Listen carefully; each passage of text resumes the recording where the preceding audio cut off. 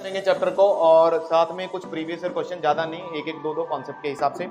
तो पहली बात तो समझना कि डायरेक्ट अगर आप यहाँ से आ रहे हो, यहाँ मतलब n में से r लोगों को सेलेक्ट किया, ठीक है, क्योंकि आपको 2 और 3 से डिविजिबल, यानी कि 6 से जब भी निकालना तो उसको 2 से भी डिविजिबल होना पड़ेगा और 2 फैक्टोरियल बोले तो 3 बचा ना, तो 3 180 है ऑप्शन, ठीक है। फिर m क्रॉस n, फिर मैं गलत जा रहा था, तो ये रुको, ये फिर उसमें है शायद ऑन बराबर आएंगे, यानी कि बराबर वाला कोई है आंसर, 2 हैं।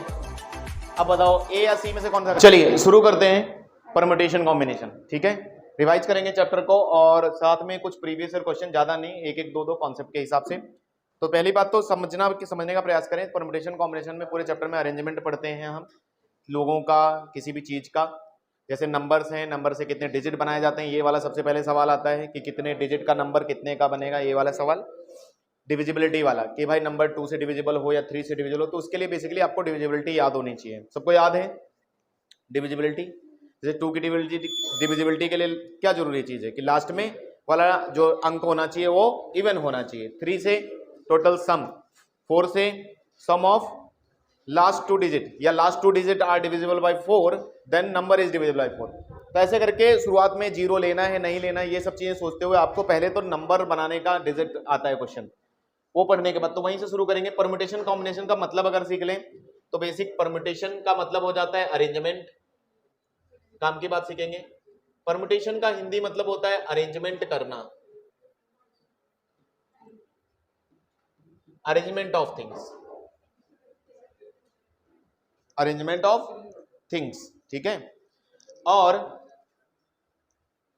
कॉम्बिनेशन का मतलब होता है, कॉम्बिनेशन का मतलब क्या होता है?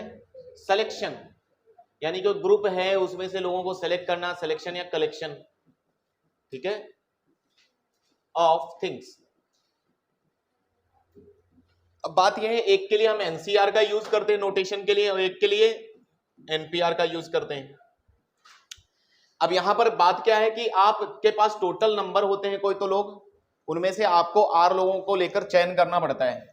जैसे मान लीजिए आर लोगों को सेलेक्ट करके कुछ ना कुछ काम करवाना है। देखो ये 2 वे प्रोसेस होता है, it is a 2 way process. बात समझने का प्रयास करना, कोई भी काम हो तो उसमें दोनों काम होंगे, 2 प्रोसेस के थ्रू जाना पड़ेगा। पहला सिलेक्शन किसी भी चीज का, तभी अरेंजमेंट होगा, सिलेक्शन एंड देन अरेंजमेंट, ठीक है। तो ये इसीलिए दोनों साथ साथ, दोनों का बहुत जरूरी है आना। अब इनको फॉर्मूले के हिसाब से भी आप समझ सकते हैं कि एनसीआर का जो फॉर्मूला होता है that is n factorial upon r factorial और n माइनस r फैक्टोरियल होता है। लेकिन अगर आपने एनपीआर का भी फॉर्मूला पढ़ा होगा तो शायद इतना चीज एनपीआर होता है कि नहीं होता एनपीआर। तो यहां से आप देख सकते हो कि आप अगर एनपीआर लिखें पूरी चीज से एनपीआर, तो वो हो जाएगा एनसीआर इंटू आर फैक्टोरियल। अब इस बात को समझ रहे हैं, फॉर्मूले को ही। तो इसका मतलब ये हो जाता है कि अरेंजमेंट अगर किसी ने सीधे बोल दिया कि ये करके दे दो, जैसे बोला ये 20 बेंच खाली थी, 20 बेंचों में अरेंज कर दो लोगों को, तो बोलने का मतलब अरेंजमेंट है। नाम में भले अरेंज आया है लेकिन काम करते वक्त दोनों काम होंगे, हमें सेलेक्ट करना पड़ेगा एंड देन अरेंजमेंट करना पड़ेगा।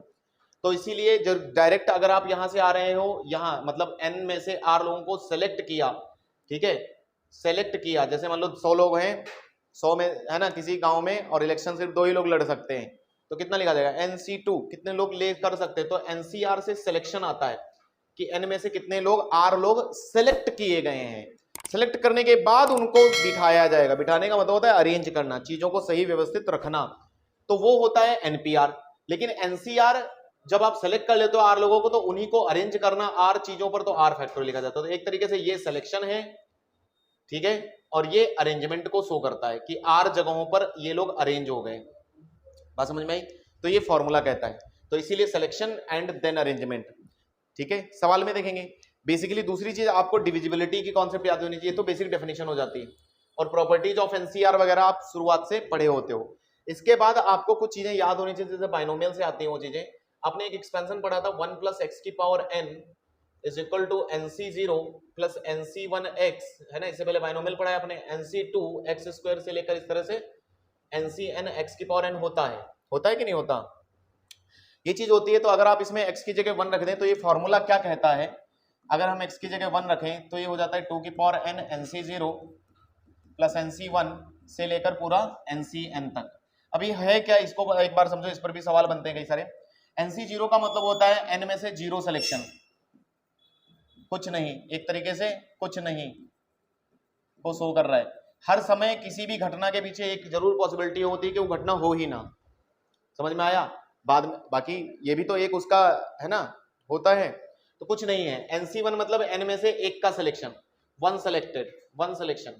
और इसी प्रकार मतलब n चीजें अगर किसी चीज में थी तो उससे कितनी संभावनाएं बन जाई जा सकती हैं, n+1। इसीलिए टर्म कितने आते हैं, टर्म याद करो कितने आते थे, n+1 आते हैं। जबकि n लोग हैं तो संभावनाएं तो n ही होनी चाहिए ना, एक संभावना हो जब वो चीज हो ही ना, एक बिल्कुल विरोधाभास, जिसको आप प्रोबेबिलिटी में बाद में चलकर PE बार या PE से देखते हो, E bar is equal to 1 minus PE कर लेते हैं ना, ठीक है, probability of happening, probability of not happening, ठीक है, 50-50। चलिए, तो अब बात यहां पर एटलीस्ट और एटमोस्ट की ज्यादा है काम करने की। जैसे किसी घटना में बोलेंगे एटलीस्ट, ठीक है, एटलीस्ट 2 आ जाएं, तो इसका मतलब यह है जितनी भी पॉसिबिलिटीज है सबके सिलेक्शन का सम जो होता है वो कितना होता है, 2 की पावर n होता है। ये फॉर्मूला ये कहता है।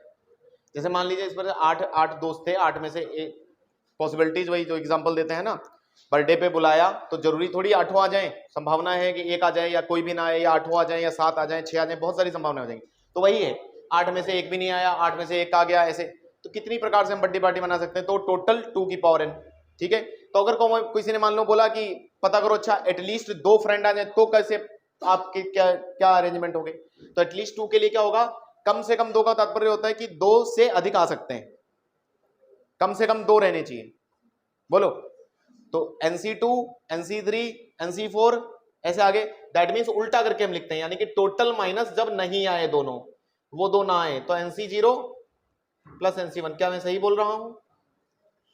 ठीक है, ये क्या होगा, एक तरीके से इसको लोग फॉर्मूला ऐसा बना देते हैं कि टोटल, ये क्या किया तुमने, टोटल जो संभावनाएं थी, टोटल माइनस है ना, व्हेन 0 और 1 वाला, उनको घटा दिया, ठीक है। 2 वाले कहां से मिलेंगे आपके, कम से कम 2 वाले यहां से मिलेंगे, कम से कम 2 फ्रेंड आए भाई, आप कह रहे हो आपकी पार्टी में कम से कम 2 चाहिए।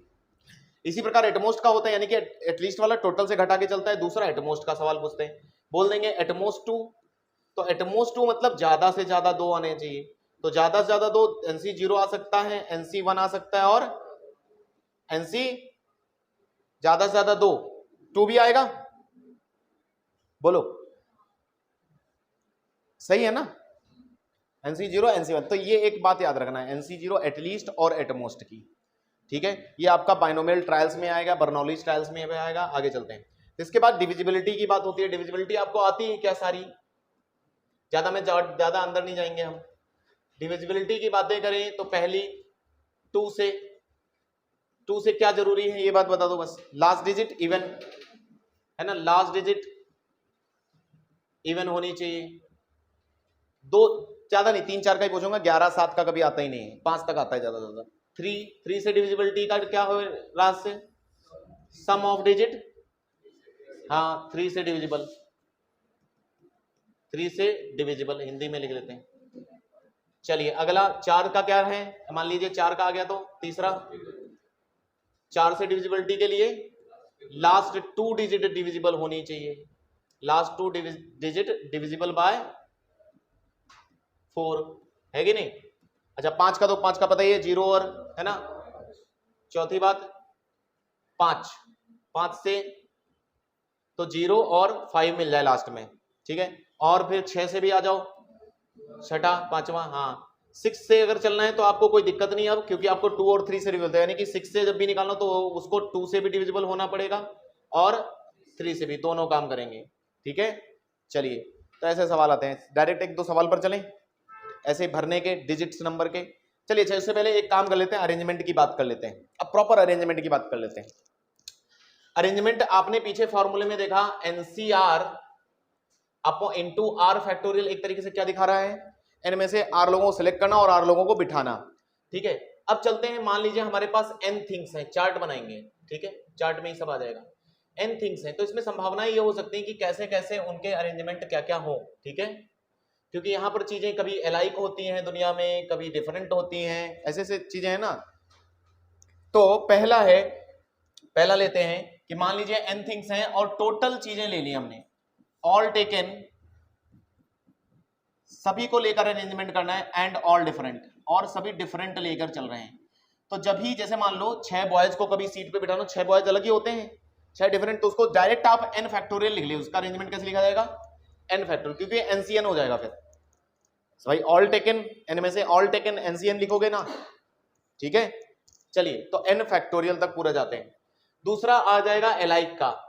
व्हेन एलाइक लोग हो जाएं, एलाइक का मतलब होता है p एलाइक हो एक जैसे। कुछ n लोग थे, n में से 4 लोग एक जैसे दिखते हैं, q लोग एक जैसे दिखते हैं, या और भी इसी प्रकार कितने भी हो, r लोग एक जैसे दिखते हैं।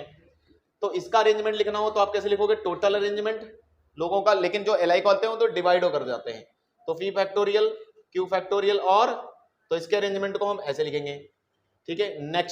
नेक्स्ट आ जाएगा कि मान लीजिए अब r टेकन, अब सब भाई नहीं ले रहे, अब हम R ले रहे हैं, तो जैसे ही R टेकन किए तो आपका इसका मतलब सिलेक्शन हो गया NCR। हो सकता है 100 में से 5 लोगों को लेके कोई काम कर रहा हो, तो अब NCR में से संभावना यह है कि इसमें भी एलाइक वगैरह के कॉन्सेप्ट हो सकते हैं आगे एलाइक के। तो अगर R डिफरेंट है सब, ठीक है, R लिए गए और R डिफरेंट, तो इस काम को कैसे लिया गया होगा? NCR R फैक्टोरियल पूरा, n में से R लोग ढूंढे और R लोगों को डिफरेंट डिफरेंट बांट दिया, ठीक है। अगला, अगर R लोग एलाइक हो गए एक जैसे, तो NCR तो किया, तो एलाइक के लिए मतलब एक जैसे ही दिखते हैं सब, तो यानी कि R जगह भरी, लेकिन सब एक जैसे, तो कहीं पर भी किसी को भर दो, इनटू, रुको 1 मिनट, इसके लिए सिलेक्शन होगा क्या? वो तो रिपीटेशन नॉट अलाउड का था शायद, है ना। R n में से R taken, repetition allowed not allowed, ऐसा था क्या? वैसे अगर एलाइक है तो इनटू 1 हो जाना चाहिए, क्योंकि एलाइक वाली चीज को बिठाने के लिए एक ही काम करना पड़ता है, सबको एक जैसे बिठा दो। नहीं आया, जैसे संतरे लिए तुमने, 100 में से संतरे 50 संतरे खरीद के लाए, 50 संतरों को 50 जगह भरना है, क्या करोगे? ये थोड़ी देखोगे किसको कहां बिठाना है, तुम तो डायरेक्ट भरो इनको, एक ही वाक्य बोला जाएगा।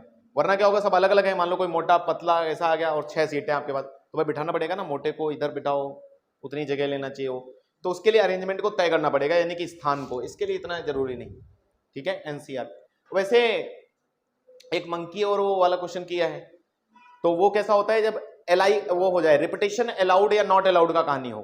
जब रिपीटेशन अलाउड हो तो क्या होता है, 2 की पावर r, या क्या होता है n की पावर r हो जाता है, और रिपीटेशन नॉट अलाउड हो तो NPR, या फिर आप ये बोलो ये रिपीटेशन नॉट अलाउड का ही काम था, ये NPR ही है ना, तो रिपीटेशन नॉट अलाउड तो NPR, और रिपीटेशन अलाउड कर देते हैं, यहां पर लिख ही देता हूं मैं रिपीटेशन अलाउड। मान लो चीजों को भरने का आपको बोल दें कि भाई कितनी भी बार भर सकते हो, R पोजीशन, तो इसको कैसे आया, एक तरीके से ऐसे समझो, R पोजीशन थी, आपके पास n लोग थे, n लोगों को बिठाना था, तो n लोगों में से पहली पोजीशन के लिए n लोग बैठ सकते हैं, कोई भी एक, into n into n into n, तो इसका R जगह है। जैसे नंबर प्लेट वाला क्वेश्चन, ठीक है, जैसे मैं बोलूं मुझे चार ठीक है अंकों की नंबर प्लेट बनानी है, ठीक है, और उसमें डिजिट्स यूज करने हैं। डिजिट कितनी होती है अपने पास? 10, 0 को छोड़ दें तो अब वो कंडीशन लगाएगा कि पहले भी 0 होना चाहिए, नहीं होने चाहिए, तो ऐसे सवाल आते हैं। चलो फिर ऐसा सवाल देख ही लेते हैं। चलो सवाल है ये रहा, कह रहे हैं the number of natural numbers less than 7000, 7000 से छोटा होना चाहिए, यानी कि पहले डिजिट 7 से छोटी होनी चाहिए, ये सब सोचेंगे बाद में। Which can be found by using the digit 0 1 3 7 9, repetition of digit allowed, repetition of digit allowed, कह रहे हैं इज इक्वल टू। तो सवाल पूछा गया है, आप कैसे करेंगे? तो पहले आप इसको समझें कि 7000 से छोटा रखना है, तो भाई ये 7 ले सकता हूं क्या? 7 नहीं ले सकते, और इसमें इसके नाम पर फिर कौन कौन आ सकता है? 7 आ सकता है और 9 आ सकता है, उससे छोटे लोग तो नहीं आ सकते, यानी कि this digit can be filled with 7 and 9। बाद में देखेंगे इनकी वजह से। अच्छा लेस देन करना है, हम बड़ा कर रहे हैं क्या? तो फिर उल्टा हो गया, तो उल्टा चलते हैं फिर। तो फिर कौन कौन नहीं आ सकता? अब 7 और 9 नहीं आ सकते, फिर इस जगह पर कौन कौन लोग आ सकते हैं वो लिख लो। 0 आएगा, लेस देन है ना 0, उस दिन डिजिट थोड़ी पक्की की हैं, या डिजिट पक्की की हैं? 7000 से लेस में फिर तो एक काम और हो गया, फिर तो 3 डिजिट का और 2 डिजिट के भी नंबर बनेंगे ना, फिर तो बहुत सारे नंबर बन सकते हैं। रुको देखते हैं। फिर इसका मतलब 3 डिजिट वाला ये कितने 4 डिजिट का बोल बनेगा, फिर एक 3 डिजिट का भी हो सकता है, फिर 2 डिजिट का भी हो सकता है। ऐसा बोला है क्या? The number of natural numbers less than 7000 which can be found by using digits this, ऐसे ही होगा। फिर इससे छोटे फिर सारे नंबर आ जाएंगे नंबर नहीं, तो फिर इसके नाम पर कौन आना चाहिए? 0 1 और 3, इसके अलावा कोई नहीं। अब अगर ये नंबर यूज किए गए तो यहां पर रिपीटेशन अलाउड है, तो कितने नंबर आ सकते हैं? कोई भी आ सकता है। 5 5 और 5, और यहां पर कितने? ये 3 लोग हैं, तो इंटू कितना हो गया? 3। तुम्हें समझ में आया? तो टोटल कितना हो गया? 5 25 5 125 इंटू 3 है। आंसर आ गया क्या? ये इसी में आ गया, और वो सब इसी में आ गया क्या? फिर यस आ गए होंगे, क्योंकि 0 तुमने पहले कंसीडर कर लिया है। यस, तो फिर आ गए होंगे। तो कितना आया टोटल? ये तो बताओ। 5 5 5 5 3 375। तो फिर वो इसी के अंदर आ गए हैं। अगर रिपीटेशन नॉट अलाउड होता तो वो बनता केस। रिपीटेशन अलाउड हो गया तो फिर सारे मिक्स हो गए ना एक साथ, आपस में बन गया इनका जो कुछ है। चलो सवाल आसान है, अगला चलो। नेक्स्ट डिजिट वाला, मैंने बोला ये डिजिट वाले क्वेश्चन खूब पूछते हैं, थोड़ा दिमाग लगाना पड़ता है बस डिजिट्स के बारे में।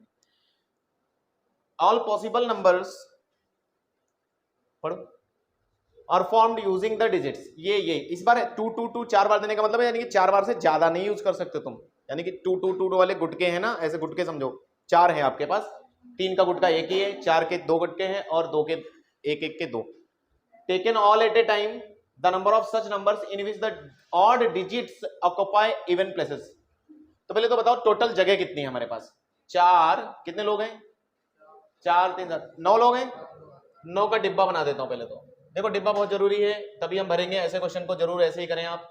1 2 3 4 5 6 7 8, एक और कम है 9। 9 हो गए क्या? अब रुको, इसमें देखो, क्योंकि वो नंबरिंग इवन और ऑड प्लेसेस की बात कर रहे हैं, तो ये पहला प्लेस है हमारे लिए, ये दूसरा प्लेस है, ये तीसरा प्लेस है, ये चौथा प्लेस है, 5वां, ये छठा, ये 7वां, ये 8वां, ये 9वां प्लेस। तो ये इवन ऑड है कि नहीं? ये इसके हिसाब से कह रहे हैं। क्या कह रहे हैं? अब इसमें से आप ऑड और इवन फिर अलग कर लो। तो मुझे आप इवन बता दो और ऑड लोग बता दो। इवन में कौन कौन है? 2 2 2 4 बार और 4 4, और ऑड में कौन कौन है? 1 1 3। तो क्या कह रहे हैं क्वेश्चन के शर्त के हिसाब से?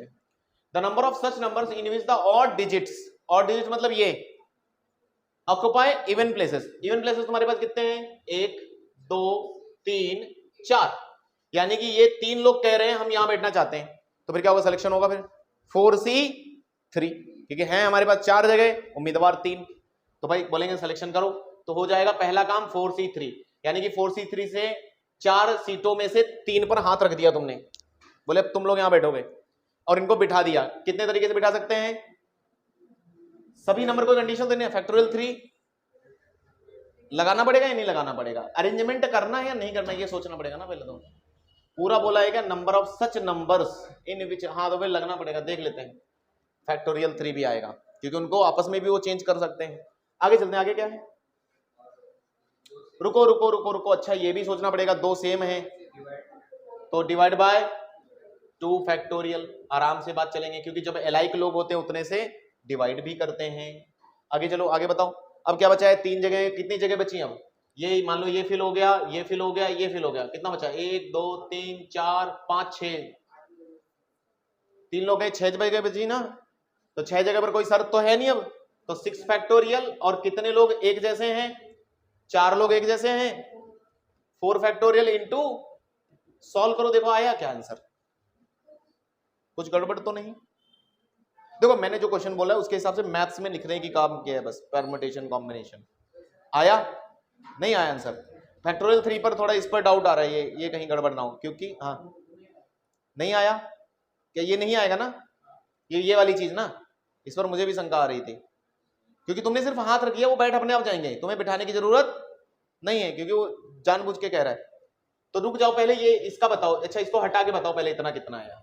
4 से मतलब 4 इंटू 6 फैक्टोरियल, 6 को उड़ा दो, 6 इंटू 5 डिवाइड बाई 2, 2 2 6 5 30, 30 दूना 60, सिर्फ 60 आया। अभी आंसर कम है, यानी कि लेना पड़ेगा, तो 3 फैक्टोरियल डिवाइड इंटू 3, 6 3 18, 180 है तो ऑप्शन में आ तो रहा है, फिर सही है।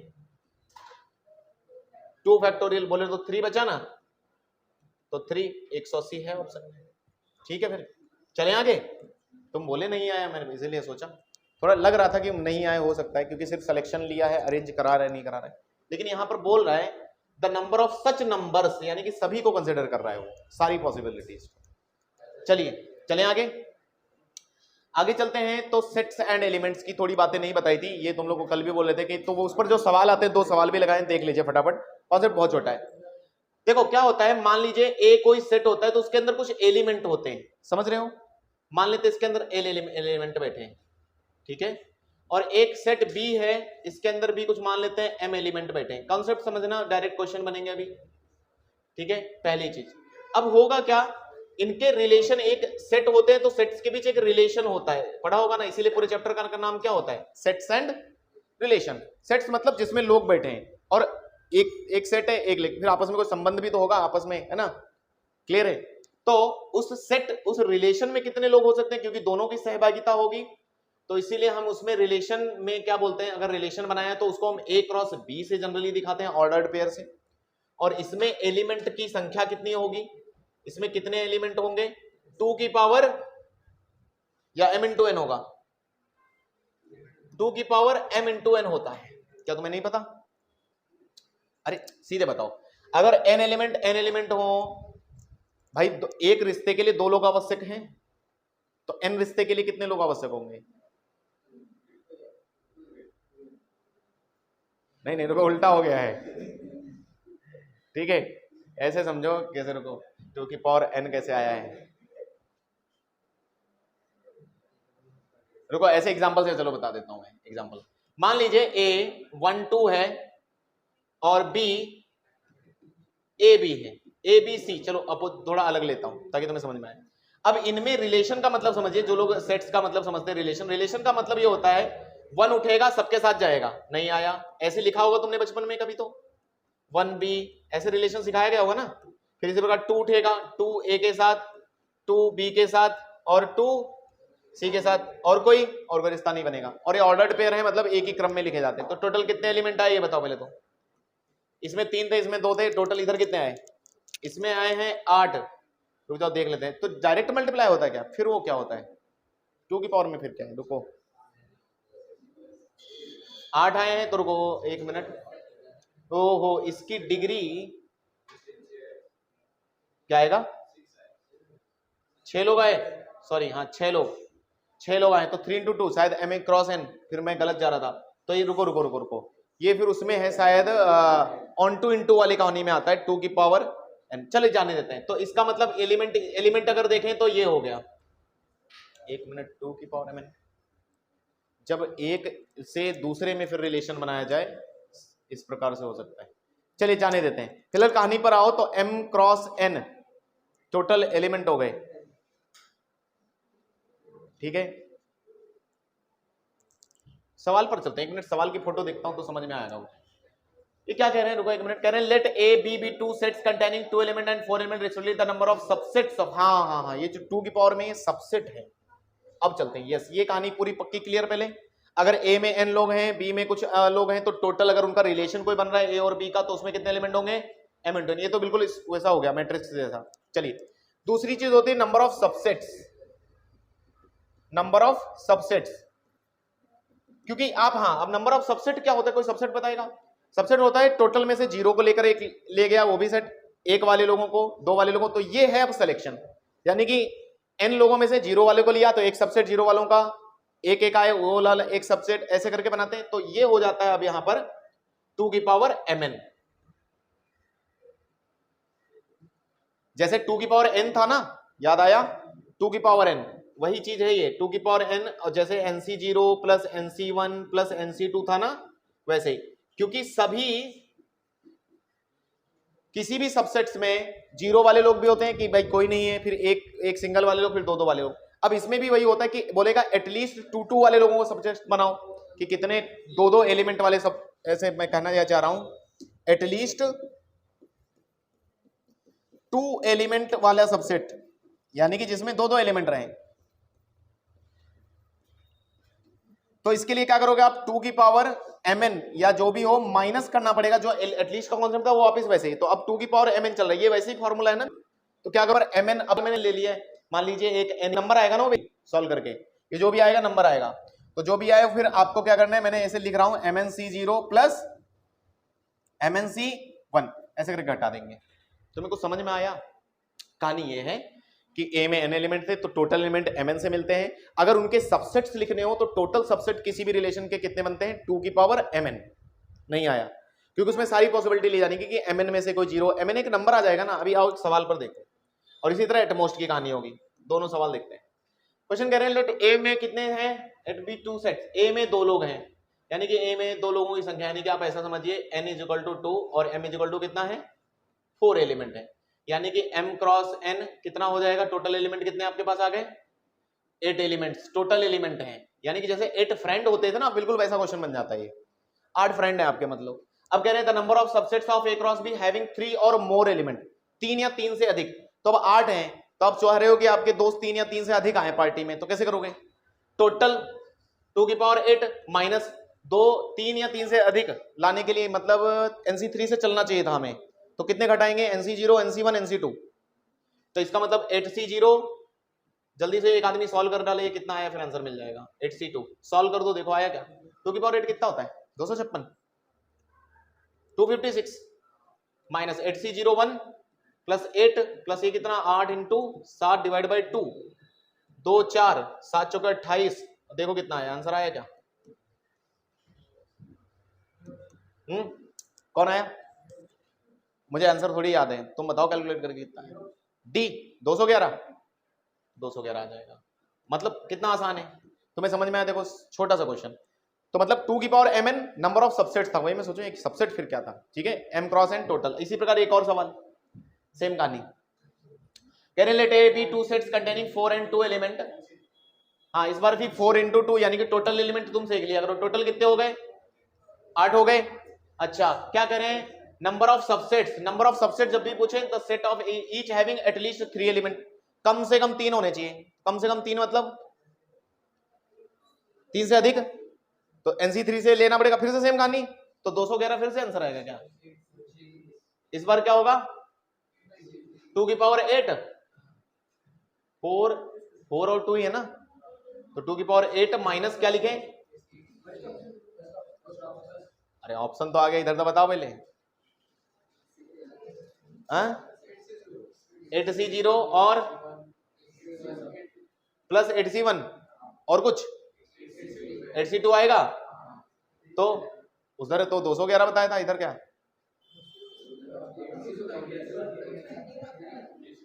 है, क्या दें, पीछे वाले का 219 था।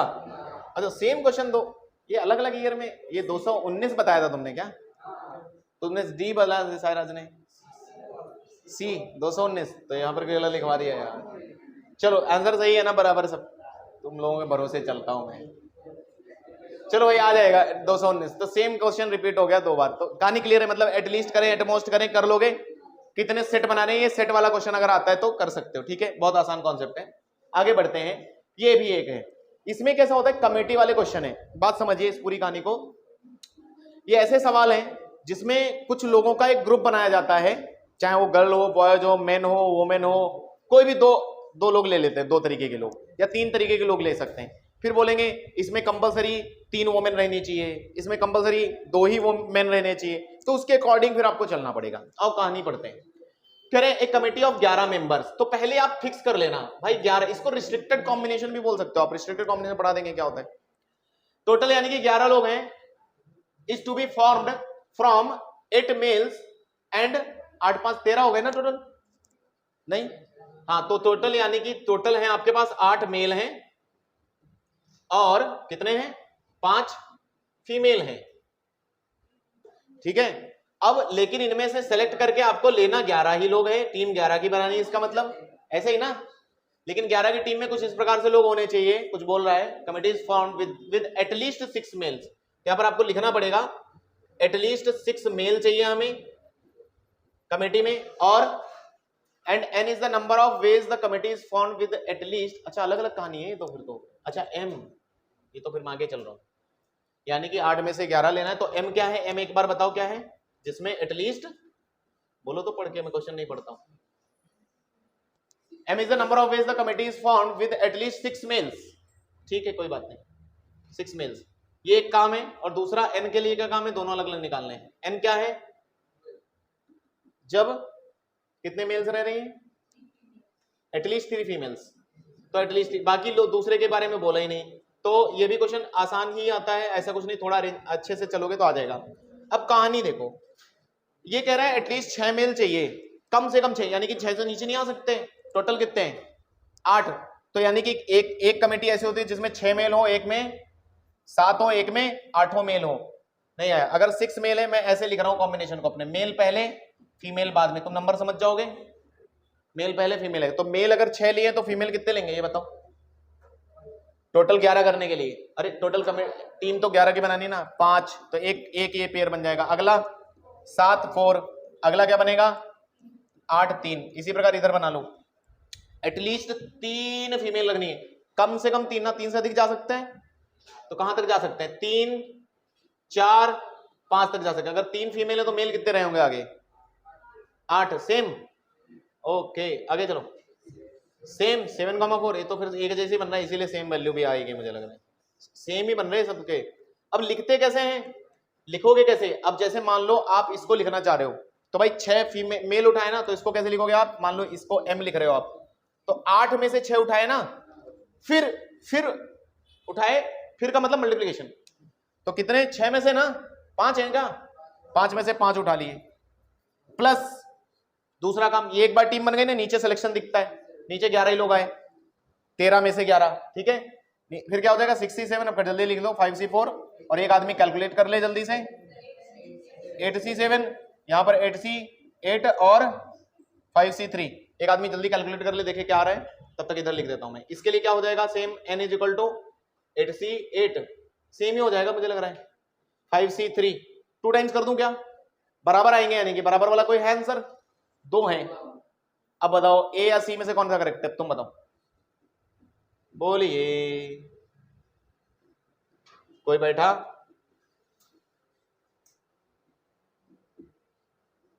एक सॉल्व कर लो, उसका देख लो कितना 78 आया, मिल जाएगा। तो आपको समझ में आया कि एक टाइप समझिए, देखो क्वेश्चंस के टाइप को जब आप कवर कर लेंगे तो आपका चैप्टर लगभग पूरा तैयार हो जाता है, ठीक है।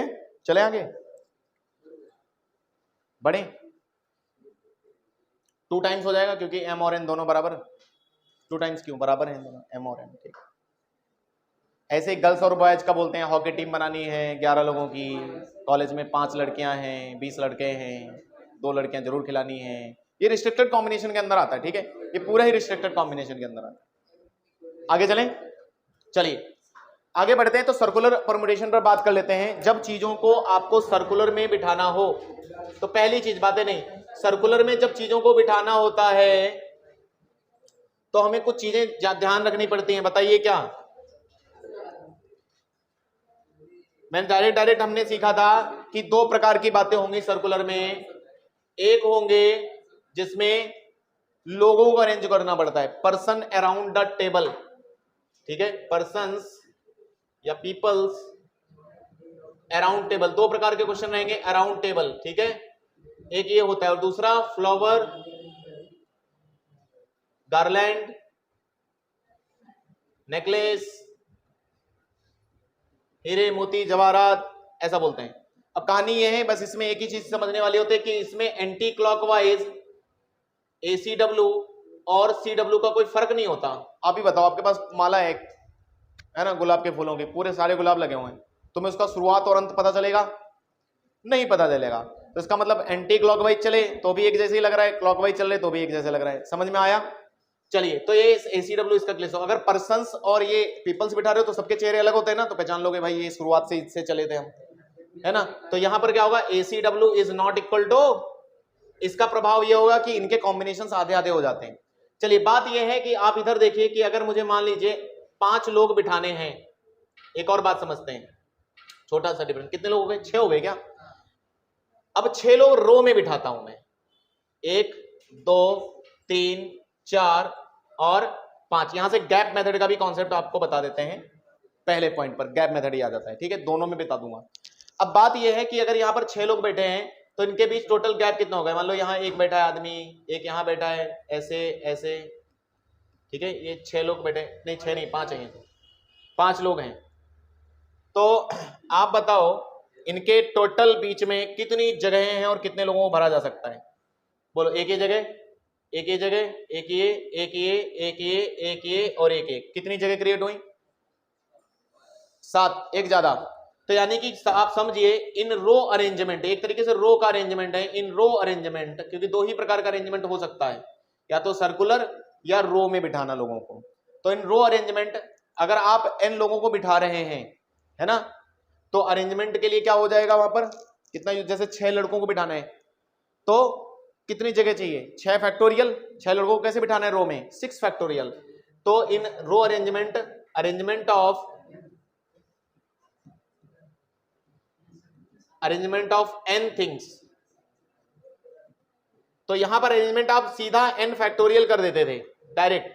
एंड एक चीज और ध्यान रखना, गैप्स यहां पर जो होते थे n+1 क्रिएट होते थे, एक ज्यादा, दो बातें होती हैं। लेकिन यहां पर क्या होता है, सर्कुलर में जब हो रहा है तो आप देख रहे हो 1 2 3 4 5 6 7, कितने हुए? 6 ही हुए।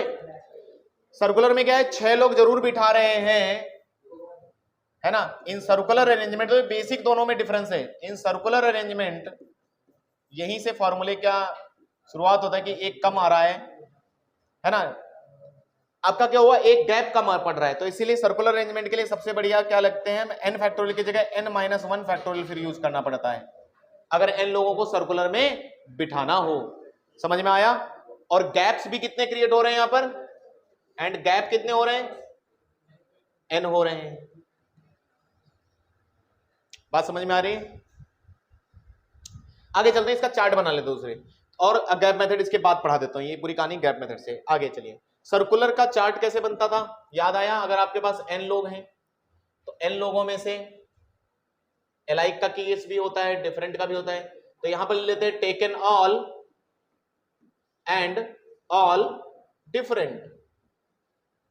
भाई सर्कुलर में मान लो लोग, जैसे सभी को, जैसे 10 लोग बुलाए पार्टी के लिए, 10 लोगों को भी सर्कुलर पे बिठाकर टेबल पे खाना खिलाना है, तो अब इसके लिए दो केसेस बस टूटते जाएंगे। एक अपना वो कि ACW not equal to CW, और एक कब, जब ACW इक्वल टू CW।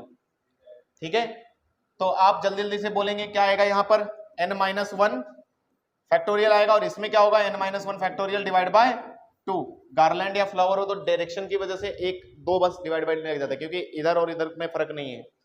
दूसरा आ जाएगा एलाइक वाले लोग। अब इसमें भी मान लीजिए आपको माला बनानी है, और 10 फूल गेंदा के लिए, 4 चमेली के लिए, 5 किसी और चीज के लिए तो फूल बनानी है, तो ऐसा हो जाएगा केस। तो मान लीजिए P एलाइक, Q एलाइक, ज्यादा नहीं लेते, 2 ही ले लेते हैं। तो आप कैसे अरेंज करोगे, तो फिर से आपका एंटी क्लॉकवाइज क्लॉकवाइज आप कर सकते हो, डिवाइड बाय 2 लगता है बस उससे। तो यहां से फिर से 2 रास्ते, ठीक है। एक कब, जब आपका ACW not equal to CW, तो कैसे लिखा जाएगा, n-1 फैक्टोरियल, जैसे अरेंजमेंट होता है सर्कुलर का वैसे ही होगा, but divide by P factorial, Q factor जरूर लगेगा, कहानी बिल्कुल सेम पहले जैसे।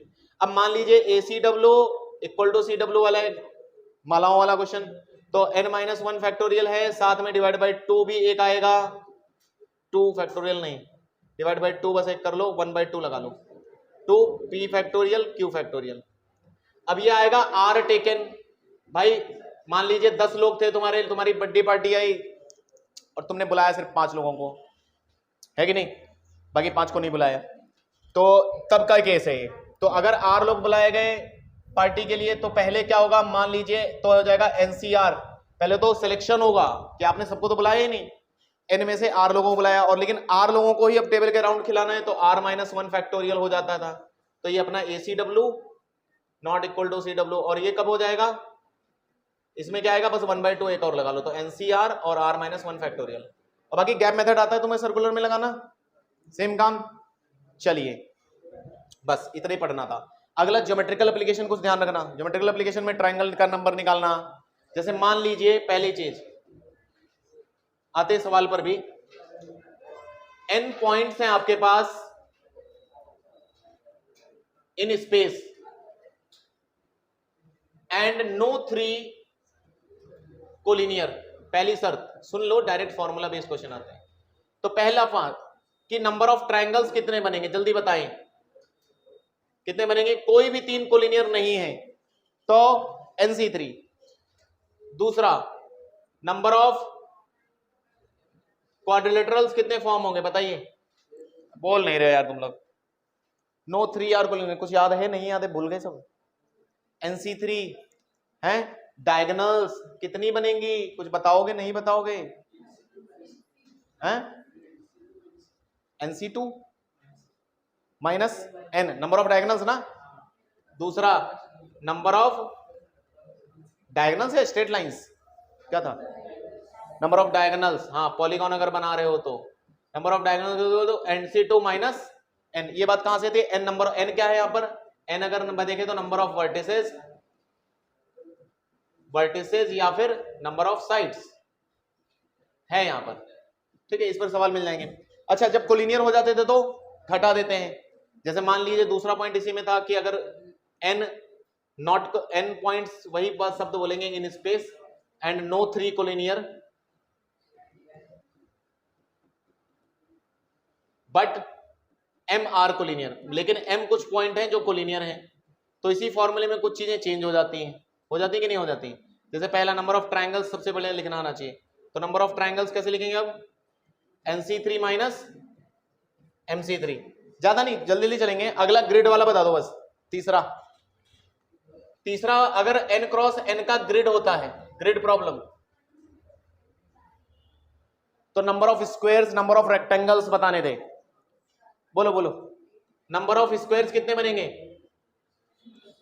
ग्रिड समझे सब लोग, ऐसे ऐसे ऐसे ऐसे ऐसे ऐसे ऐसे, ये n लोग हैं अगर, और इसी प्रकार ऐसे ऐसे ऐसे ऐसे, ये भी n लोग हैं, तो एक ग्रिड बन रहा है ना, n क्रॉस n ग्रिड, याद आया।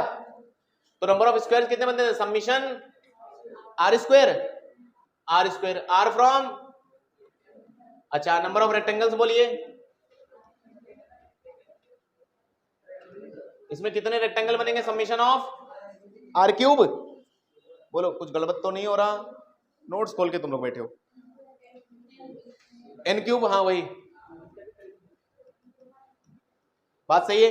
अगला है n क्रॉस p वाला, और वो लाइंस हो कितनी, इसमें पैरेलल लाइन मान लो 6 पैरेलल लाइन है, 3 और इधर और 5 पैरेलल लाइन एक दूसरे को काट रही है, तो कितने स्क्वायर्स बनेंगे, तो यहां से ही आता है सब, तो यही ग्रिड प्रॉब्लम है। तीसरा इसमें चौथा n क्रॉस p के लिए भी सेम कहानी थी कि अगर n क्रॉस p वाला ग्रिड है, ग्रिड प्रॉब्लम आते हैं, आप देखिए एक दो बार पूछे गए हैं सवाल, आप अच्छी किसी भी बुक में जाओगे तो डायग्राम बना कर देते हैं, ऐसा बॉक्स बनाकर, तो बोलते हैं गिनो, ठीक है। तो n क्रॉस p हो तो सेम कहानी, अगर आप ये देख रहे हो तो शायद np into n plus 1 p plus 1 हो गया था, याद आया, डिवाइड बाय 4, ये क्या था, नंबर ऑफ रेक्टेंगल्स, अरे इसका फॉर्मूला आप खोलेंगे तो वैसे ही आएगा ना, ऐसे, तो बिल्कुल वैसे ही चल रहा है, नहीं आया, समीशन ऑफ r क्यूब, ठीक है।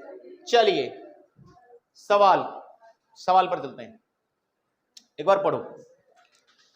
Suppose that 20 pillars of the same height, ठीक है, 20 पिलर्स खड़े हैं, आप इमेजिन जितना अच्छा करोगे इन चैप्टर्स में, प्रोबेबिलिटी और परम्यूटेशन में, आपका उतना अच्छा हो जाएगा, ठीक है। तो 20 पिलर्स खड़े हैं, have been erected along the boundary of a circular stadium if the top of each pillar has been connected, सबके टॉप को कनेक्ट किया है, तो एक पॉलीगॉन बनेगा, फिर नहीं आएगा। इमेजिन करो 20 पिलर हैं, सबके टॉप को कनेक्ट कर दिया, तो एक पॉलीगॉन दिखेगा ना, with the top all its non pillars then the total number of beams, तुम्हें समझ में आया कि इनको बिना एक भी एडजेसेंट लाइन के हो तो सब डायगोनल कहलाएंगी वो, तुम्हें समझ में आया, एक बार पढ़ो। if the top of each pillar has been connected by beams with the top of all its non adjacent pillars, देखो आप ऐसे समझो, ये ऐसे से है, छोटे से समझने का प्रयास करो, ऐसे से है, ये एक है, ये एक है, ये ऐसे कितने 20 साइड होंगे, लेकिन कह रहा है कि ऐसे कितने पिलर होंगे जो नॉन एडजेसेंट को जोड़ेंगे, ये एडजेसेंट नहीं है ना, तो वो डायगोनल कहलाएंगे ना, तो एक तरीके से आपसे इनडायरेक्टली डायगोनल पूछना चाह रहे हैं, नंबर ऑफ डायगोनल बता दो इसको, क्या होगा नंबर ऑफ डायगोनल का फॉर्मूला, NC2, तो बोले तो 20C2 माइनस n, बोले तो 20, अभी भी पीछे लिखा, तो 20 इंटू जल्दी बोल दो 19 डिवाइड बाई 2 माइनस 20, आया क्या, 190 माइनस 20 कितना होता है, लो आसान सवाल, बस आप पहचान पाओ, फॉर्मूले को यूज कराएंगे वो, इज इट क्लियर। जैसे अगला फिर से फॉर्मूला बेस्ड, ये देखो क्या कह रहे हैं सवाल में, ज्योमेट्रिकल बेस्ड नहीं है, एक दो सवाल, बताओ आंसर इस पर कितना है।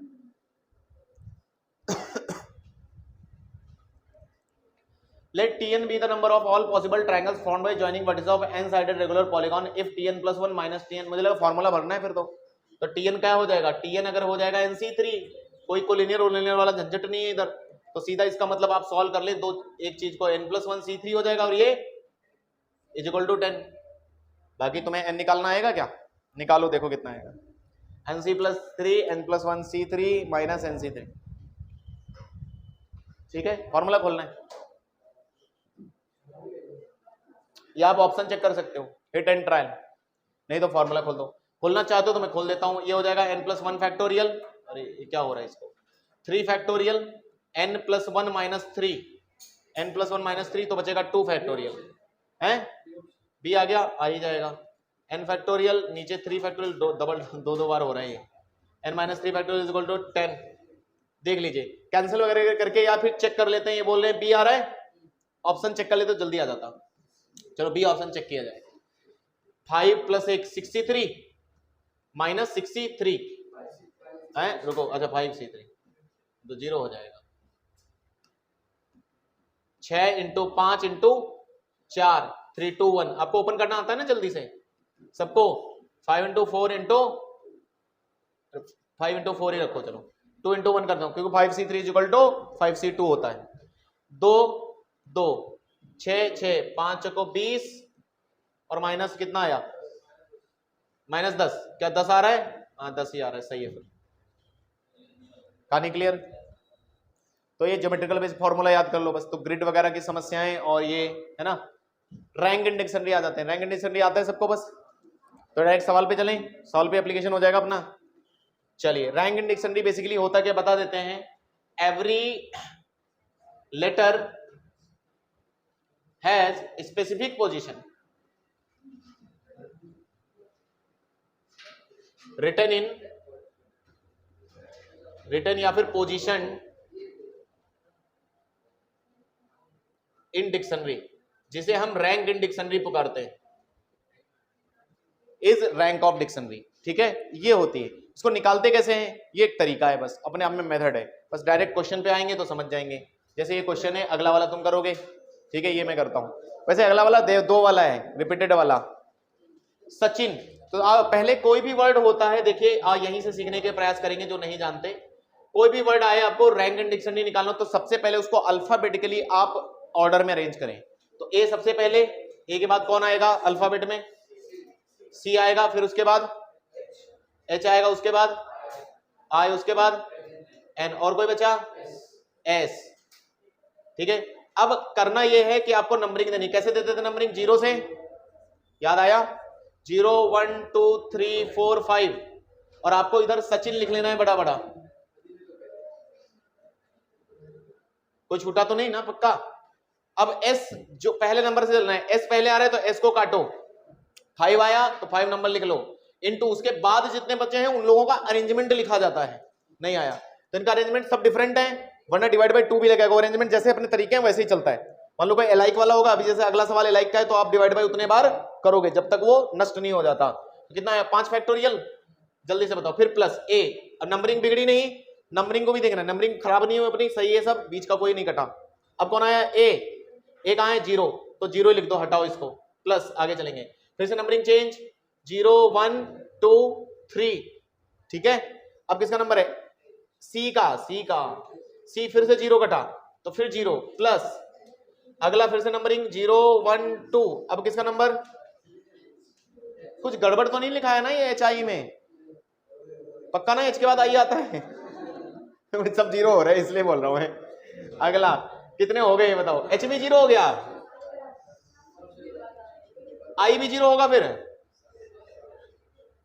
हैं, और एन क्या आएगा, एन की जगह फिर 1 लिखना पड़ता है लास्ट वाले की जगह, तो बस इतना ही, कितना आया डी ऑप्शन डायरेक्ट 601। चलो ये तो फिलहाल आसान है, लेकिन याद रखना रिपीटेड वाला, अगला सवाल रिपीटेड का, अगला निकाल दो, समझ जाऊंगा तुम, समझ गए, बस निकालो जल्दी से, कर चुके हैं सवाल, स्मॉल का जल्दी निकालें, पेन चलाएं, वापस निकालें, कल के हो सकता है पेपर में हो जाए, क्योंकि डालेंगे वो, देखो आंसर याद कर लो बस है 58 मैं चेंज कर दूंगा, ट्रिपल एल लगा दूंगा। चलिए 58 लाते हैं, कैसे आया है? स्मॉल, तो सबसे पहले पहला लेटर ए के बाद कौन आता है? एल, एल आता है, तो 2 एल आ गए पहले। अगला इसके बाद एम, फिर एस, सही है ना? तो 0 1 2 3 4, तो चलो पहला किसको काटे? एस को काटे। एस का है 4, तो 4 पर कितना आया? कितने लोग बचे? 4 इंटू 4 बचे, लेकिन एल 2 बार है।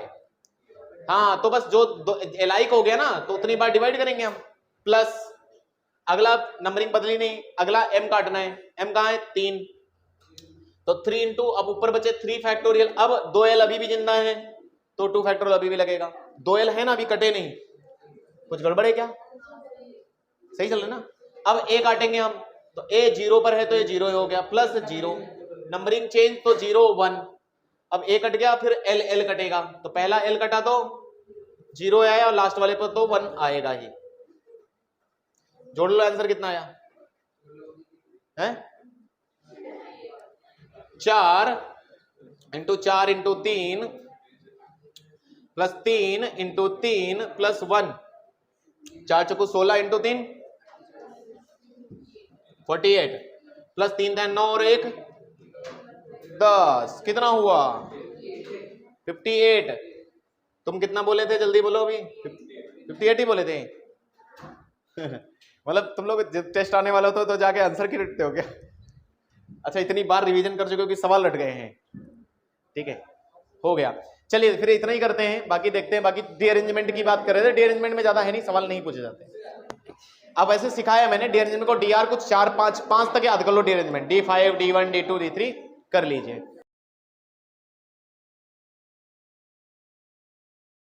तो यहां तक हमने ये रैंक एंड डिक्शनरी निकालना सीख लिया। तो आज के टॉपिक तक आपने देखा कि अरेंजमेंट सीखते हुए कॉम्बिनेशन सीखा हमने, ज्योमेट्रिकल एप्लीकेशन सीखे, रिस्ट्रिक्टेड कॉम्बिनेशन और बहुत सारे डिजिट्स के क्वेश्चन। तो आप एक बार को ये चैप्टर को पूरी तरह से देख लीजिए, कैसा है प्रीवियस ईयर में, उसी तरह प्रिपेयर करें, रिवीजन भी वैसे करें, बहुत अच्छा हो जाएगा, कोई दिक्कत नहीं है। अगर आपको कोई सवाल पूछना है तो कमेंट सेक्शन में पूछ सकते हैं। मिलते हैं अगले लेक्चर में, थैंक यू।